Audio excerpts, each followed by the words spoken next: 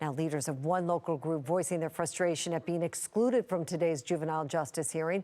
Baltimore City School Police say they should have had a seat at the table. Officers say they have the experience dealing with children and could have added a valuable perspective. Fox 45's Maxine Stryker explains.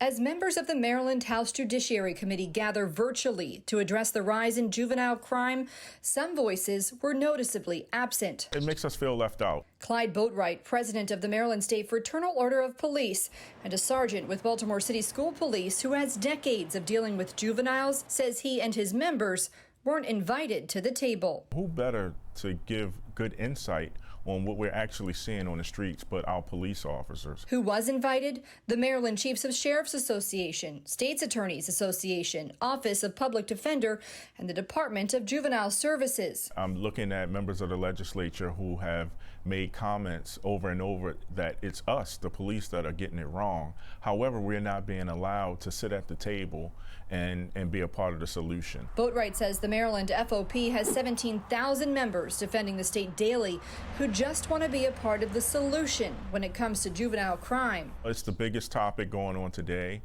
considering that we've had so many violent incidents. A new report from the Department of Juvenile Services shows kids with guns remains a major problem statewide, and Baltimore is seeing an increase in gun violence among juveniles. It's the availability of firearms. Right now, we're now seeing our young people throughout the state carry firearms on a regular basis. It's almost the equivalent of how people used to carry pocket knives.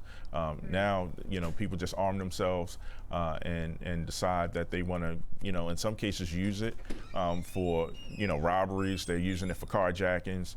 They're using it for shooting. Boatwright says he asked the legislature why they weren't included Wednesday and was told they'd reach out next time. For now, he's hopeful the hearing will be a precursor to change ahead of the 90-day session. We're hoping that there's a roadmap to fixing some of these issues, and that roadmap should include repealing some of the laws that have been changed and allow these young people who are coming in contact with the criminal justice system the ability to get resources and also to the ability to have our victims feel as though that they're being heard in this case. Maxine Stryker, Fox 45 News.